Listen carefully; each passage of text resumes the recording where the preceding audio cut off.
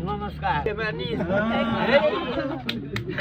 जहिले पनि जित्दै शक्तिहरू आउनुपर्छ यो देश परिवर्तनको लागि धारणा के छ त्यसको गुनासोहरु छ भने मलाई भनिदिनुस्। संविधान नच्यातिकन हजुर कुनै पनि काम छैन। हजुर बा हो एक्ज्याक्टली मुख्य हजुर यो संविधान च्यात्नु पर्छ।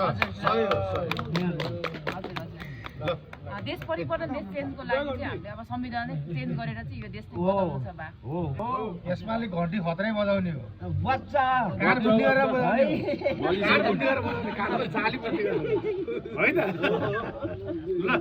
ल हामी अन्तम जान्छ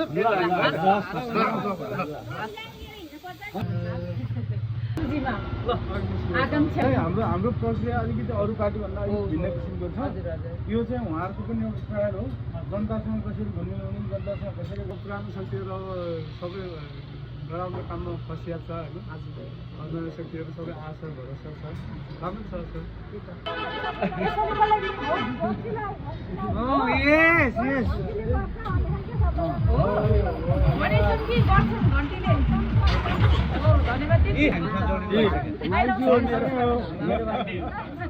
गठन गर्दैछौँ क्या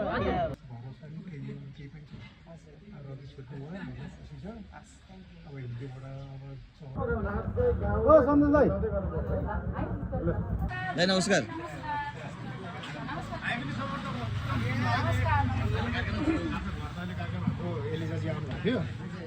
पार्टीलाई हेर्ने अब दृष्टिकोण कस्तो छ, अब धारणा के छ, जनगुनासोहरु अझै पनि केही गरोस्। यो राष्ट्रिय पार्टी बाहेक नयाँ शक्तिहरू कसरी चाहिँ अब मूलधारको शक्ति बनाउनु छ भन्ने अब त्यो हस् हस् यति भनेपछि म ढुक्क। सक्रिय हुनु पर्यो।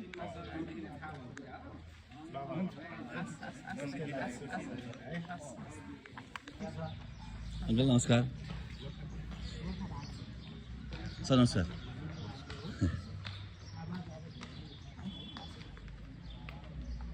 यो संविधानबाट यो संविधान संशोधन नगर्ने भने यो देश कहिल्यै पनि तपाईँ हाम्रो पाला हाम्रा नाति पनातिको पालासम्म यो देश सुध्रिनेवाला छैन। यो 12 बजे संविधानलाई चाहिँ संशोधन गर्नुपर्छ। नगरिकन त्यो मुद्दा चाहिँ दह्रो तरिकाले लिएर जानुभयो भने राम्रै हुन्छ।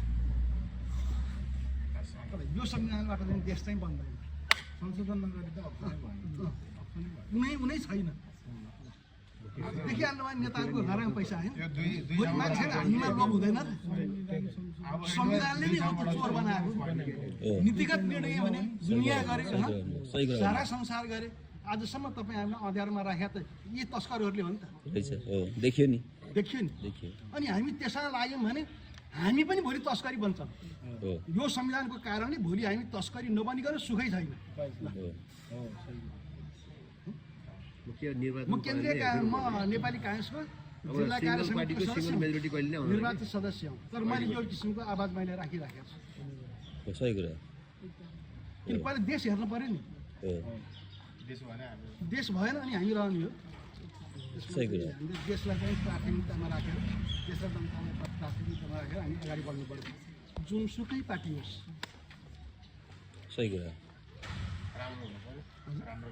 राम्रोको लागि खोजेको थिएँ हो नि अब हिजो सुशीला कार्की आउनुभयो उयो होइन पार संविधान त त्यही त हो नि। हिजो मोदीले जे चलाएको छ त्यही नै चलेको छ भने भोलि हाम्रो रविलाई नै हामीले लगाएर त्यहाँ राख्यौँ भने पनि रवि चलि पनि त्यही हो। त्यहाँभन्दा बाहिर जान सक्दैन। संविधानले बाँधेको छ। त्यसो हामीले आशा गर्ने ठाउँ अहिलेसम्म छैन। यो संविधानलाई सुधारिकन हामीले आशा गरेका छैनौँ। म त काङ्ग्रेसको सदस्य हो। मैले आशा गरेका छैन। सही कुरा। अगाडि जानु होला हजुर त्यही सुझावको लागि सामान्य पार्टीको उम्मेदवारको लागि चाहिँ आकाङ्क्षी हो अहिलेको रूपमा चाहिँ। त्यसको लागि इक्जाम जस्तै पनि हो। तपाईँहरूसँग अब भेटघाट प्रोग्राम पनि हुन्छ। भेटघाट त गर्दै गर्नु पऱ्यो नि त। जनतासँग परिचित हुँदै गर्नु पऱ्यो। अब सबैले चिन्छन् नत्र को सांसद भन्ने चिनेकै हुँदैन। त्यही त अब यो देशलाई बनाउनको लागि नेतृत्व लिडरसिप गर्ने खालको नेताहरू देश बनाएपछि नेता त आफै भनिहाल्छ नि। पहिला जनताको मन जित्नु पऱ्यो होइन। जनताको मन जितेर काम गरिसकेपछि त पछि जनताले आइ भन्छ नि। आफ्नै भइन्छ ठिक छ हुन्छ त्यसो आउँछ उहाँहरूको इक्जाम हो यो उहाँहरूको इक्जाम हो यो इक्जाम हो अब लेख्न कति आउने हो राम्रो प्रतिक्रिया भयो उहाँहरू सिलेक्सन हजुर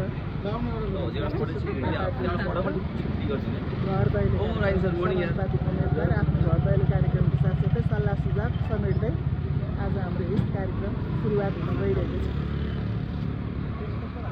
जय घन्टी यस यस तपाईँहरूको भरपुर सपोर्ट चाहिँ चाहिन्छ। अब 21को निर्वाचनमा चाहिँ अब तपाईँहरूले पक्कै पनि यो एउटा मतले चाहिँ अब देशै परिवर्तन हुन्छ भन्ने चाहिँ अब किन पछि हट्नु होइन।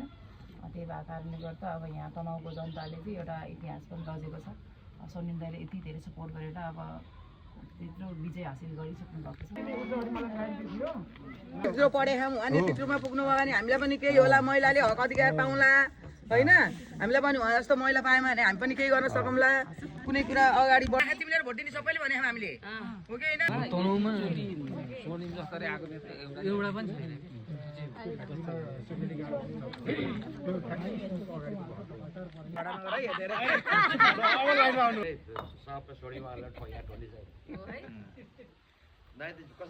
आउँछु भाइ ढुक्क भाइ हुन्छ। एकचोटि जिताउनु